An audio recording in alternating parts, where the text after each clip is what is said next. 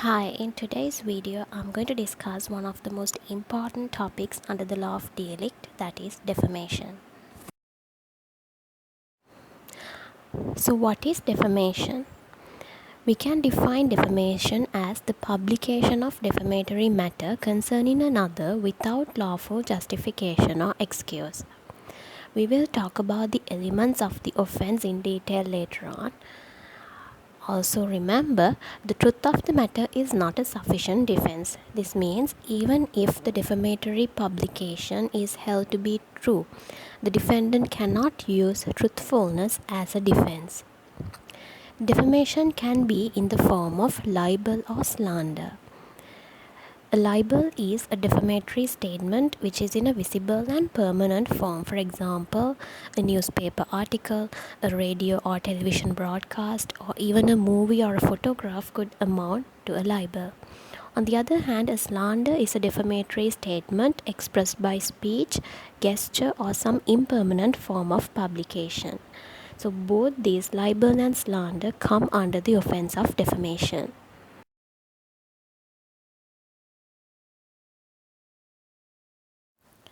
Let's take an example. Amy is a professional actress, and one day she finds out a newspaper company has published an article concerning her, diminishing her character. She comes to you seeking legal advice. Can she file an action in courts against this newspaper company for publishing an article which diminishes her character? Obviously she can, but what does she has to prove at the outset of the case? So Amy will have to prove three elements at the outset of the case. Those are that there has been a defamatory statement published by the defendant concerning the plaintiff. So these are the three elements that has to be proved. We will talk about these three elements in detail. What is a defamatory statement?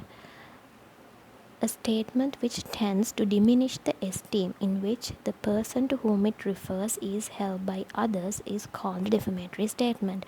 So in short, this means any statement which tends to diminish the esteem of the plaintiff as held by others is called a defamatory statement. So a defamatory statement can be in different forms.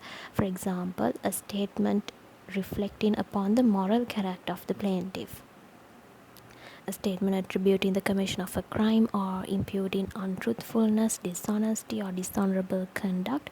All these reflects upon the moral character of the plaintiff. Therefore, such statements can be considered as defamatory. Also, a statement which tends to bring the plaintiff into contempt or undue ridicule. A statement which diminishes the willingness of others to associate the plaintiff. For example, a statement which imputes insanity, illegitimacy, or physical deformity, or even a statement which imputes infectious or contagious disease can be taken as defamatory.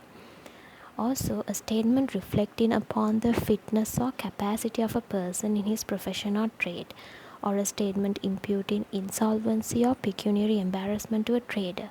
All these amount to defamatory statements.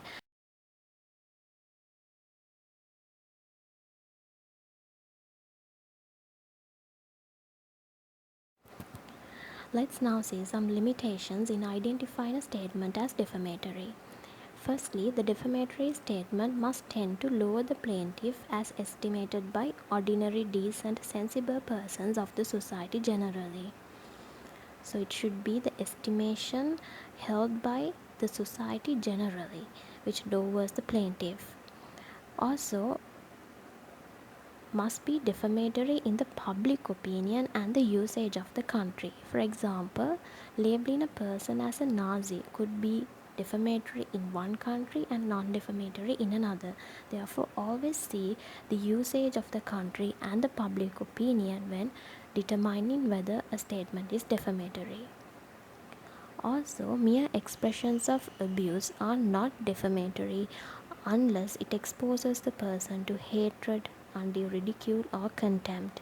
So, in a heat of an argument, if a person uses abusive words, that will not necessarily be defamatory unless it exposes the other person to hatred or ridicule. Also remember that publication of false statement without affecting the reputation of another person is not defamatory.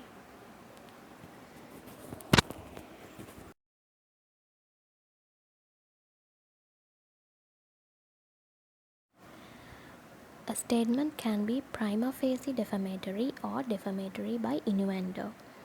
It is easy to identify a prima facie defamatory statement because its words in their plain, ordinary and obvious sense bears a defamatory character.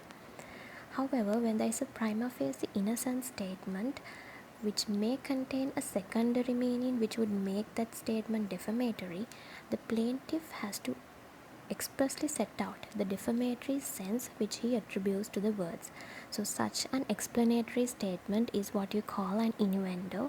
So a plaintiff can make a statement defamatory or explain that a statement is defamatory by way of an innuendo. Also, in a prima facie defamatory statement, the defendant can make use of an innuendo to assign a non-defamatory meaning to otherwise defamatory words. So whoever uses an innuendo is bound by it.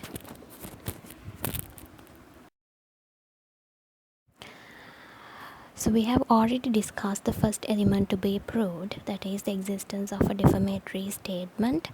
The next element to be proved is the defamatory statement refers to the plaintiff. The test to identify this is whether the ordinary reasonable man would understand the statement published as referring to the plaintiff.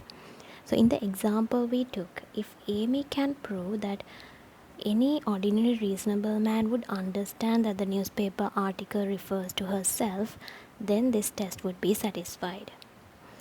However, if on the face of the article it does not refer to Amy, then she would have to bring up special facts or witnesses to prove that the person who is defamed in the article is herself.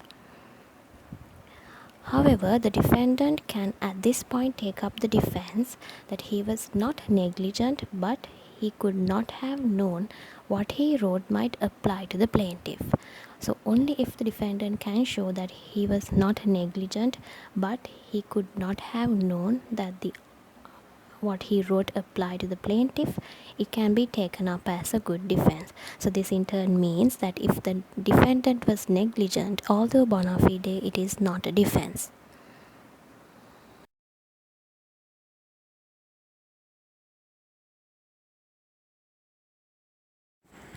The third element to be proved by the plaintiff is that the statement is published.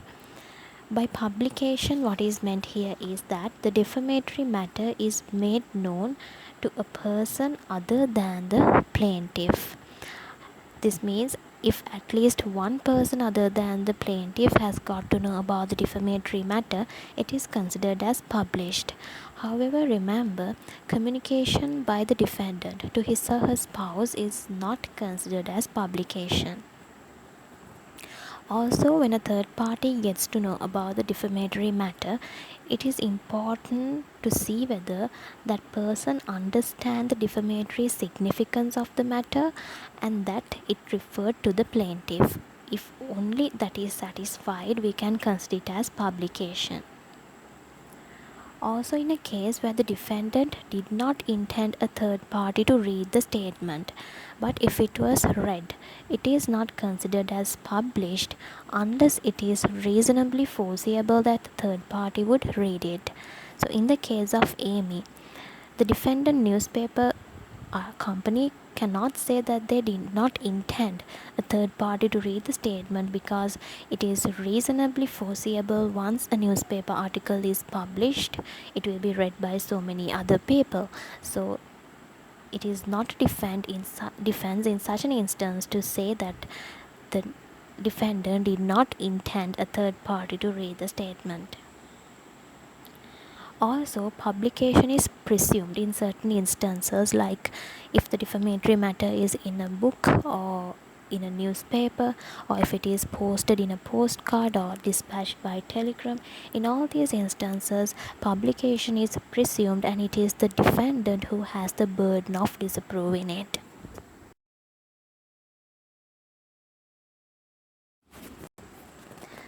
So once the plaintiff has established the three elements of the offence of defamation, which are defamatory statement which is published concerning the plaintiff, he can successfully claim damages from the defendant. However, we did not talk about the mental element or animus injuriandi of this offence. Should the plaintiff prove the existence of animus injuriandi also? Let's talk about it now. In Roman law, defamation is considered as a species of injuria. Therefore, proof of animus injuriandi or intention to defame the plaintiff was necessary. In Roman Dutch law, same as Roman law, but animus injuriandi was presumed where the words in their ordinary meaning were defamatory. That means if there is a prima facie defamatory statement, animus injuriandi was presumed. In modern law, defamation is limited to publication of defamatory words concerning the plaintiff, which damages his good name. Here, publication plays a major role. Animus injuriandi is presumed if the defamatory matter is published, and the defendant has the ability to rebut this presumption and escape liability. However, remember that the defendant cannot escape liability by merely showing that he had no intention to defame the plaintiff. However, note that there are few defenses that a defendant can take up to escape liability under defamation. These are justification, fair comment, and privilege. We will talk about these three defenses in detail in another video. For now, I hope you understood the three main elements that comes under the offense of defamation and how to prove these elements by the plaintiff. Let's meet up with another video soon. Thank you for watching.